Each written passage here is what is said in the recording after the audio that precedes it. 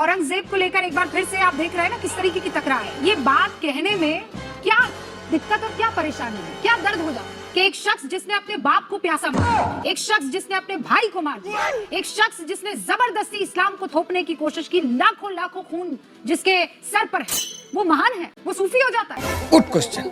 मेरा पर्सनल मानना ये है कि जब तलक के दिल्ली में मानसिंह रोड रहेगा, जब तलक के जयपुर रहेगा राजस्थान में, तब तलक के मुगलों को और औरंगजेब को कोई खत्म नहीं कर सकता। ये सब जिंदा रहे। ये चुप है। मेरा मानना ये है कि औरंगजेब ने जब हुक्म दिया कि किसकी हत्या कर दो, इस पे हमला कर दो, इस पे जंग कर दो, इसको नेस्तनाबूद कर दो, तो उस हुक्म का पालन करने वाले जो लोग थे, अगर उनके नाम जिंदा रहेंगे तो औरंगजेब और मुगल कभी नहीं मर सकते।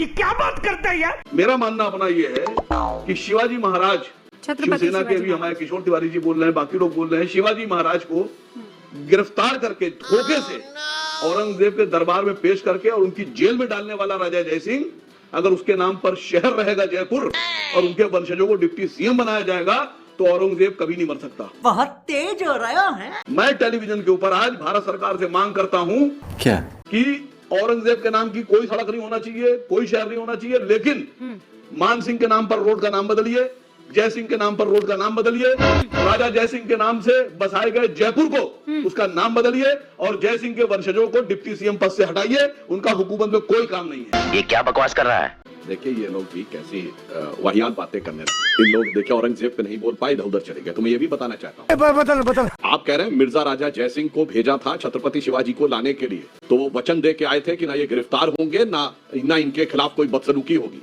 अच्छा। और इसका प्रमाण शिवाजी के राजकवि भूषण ने खुद लिखा है कि जब शिवाजी दरबार में पहुंचते हैं तो उनको 6000 के मनसबदारों के पास बैठने के लिए कहा जाता है, जिसको देखकर शिवाजी को बुरा लगता है और वो जाकर उलेमा की कुर्सी पर बैठ जाता है। क्या बात कर रहे हैं। औरंगजेब चाहता तो उसी समय उनको मारा जा सकता था, पर उसने देखा कि अगर मैंने यहाँ पे कुछ किया तो जितने लोग हैं उनके तलवार अपने मुंह पे हाथ जा चुके थे, यहाँ पे खून खराबा हो जाएगा, इसलिए इतना अपमान सहकर वो चुप रहा, जिसको भूषण ने लिखा है कि सबन के ऊपर जो ठाड़े राखिबे के जो सबसे ऊपर खड़े रखने के योग्य था, ताहिक ठाड़ो कियो 6000 के नियरे, उसको 6000 के मनसबदारी के साथ खड़ा किया।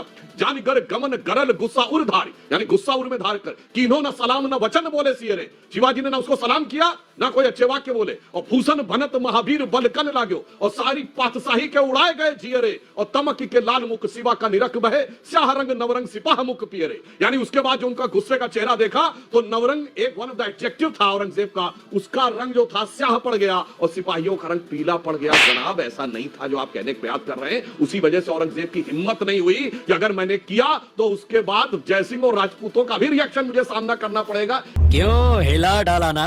इसलिए मेरे भाई जो हिस्ट्री को तोड़ना मरोड़ना लड़ाने के लिए आपस में प्रयोग करना, उस सारी बातों को समझिए। मगर अभी तक नहीं बोल पाया असीम वकार साहब कि अपने सगे 3 भाइयों शुजा, मुराद और दारा का कत्ल करना, ऐसा कोई आदर्श आप अपने परिवार में चाहेंगे?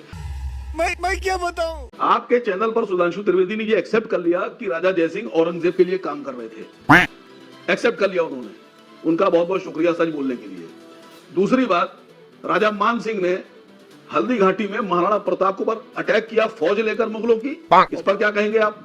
देखिए मैं तो ये कह रहा हूं कि जिस आदमी ने शिवाजी महाराज को धोखे से फंसाकर गिरफ्तार कराया और जिस आदमी ने महाराणा प्रताप को उन पर हमला कर दिया हल्दी घाटी में, मैं तो कह रहा हूं उस आदमी के बारे में बोल रहा हूं कि वो मुगलों के लिए काम कर रहा था, औरंगजेब के लिए और मुगलों के लिए काम कर रहे थे जो लोग, उनको आप लोग क्या समझते हैं? क्या उनके खिलाफ बोलना गुनाह है? तेरा तो गेम बजाना पड़ेगा। अब असीम वकार साहब ने बहुत वाजिब सवाल किया है कि मान सिंह और जय सिंह के बारे में वो क्या, हम लोग क्या कहना चाहेंगे। अरे जब छत्रपति शिवाजी महाराज और मिर्जा राजा जय सिंह में बटे तो औरंगजेब के हाथों कटे। जब राजा मान सिंह और महाराणा प्रताप के बीच में बटे तो अकबर के हाथों कटे। जब जयचंद और पृथ्वीराज के हाथों बीच में बटे तो मोहम्मद गौरी के हाथों कटे। तो हम ये कहेंगे लाखों दर्शकों से, जब जब बटे तब तब कटे, तो आगे भी बटेंगे तो कटेंगे और एक रहेंगे तो सेफ रहेंगे। बटने कटने पे एक लाइन बोल दूं सुधांशु जी, देखिए भाग भाग नहीं पाइएगा आप जवाब देने में। गजब। अकबर से लेकर और बहादुर शाह जफर तक ये सब जितने थे, इनकी सबकी बीवियां राजपूत थी। खाओ माँ कसम। इनकी किसी की बीवी आसिम वकार की रिश्तेदार नहीं थी। इनकी तो सबकी बीवियां जो थी, तो मतलब आपके हिंदू वंशज है ना, और जयसिंह के खानदान की रिश्तेदार थी। इस पार्टी की मीटिंग समझ के फंस गया। असीम वकार साहब, इस्लामी शरिया के हिसाब से किसी मुस्लिम की गैर मुस्लिम से शादी नाजायज है। अब बताइए, और कोई भी जोधाबाई कन्वर्ट नहीं हुई थी, तो बताइए फिर तो ये सब नाजायज कहला दी ना आपने तो मुल्कों के बादशाहों को। क्योंकि इस्लामी शरिया के अनुसार मुस्लिम की गैर मुस्लिम तो शादी नाजायज है जब तक कन्वर्ट ना हो जाए। अब बोलिए साहब, क्या कहना वकार साहब इसका, इस पे आपका?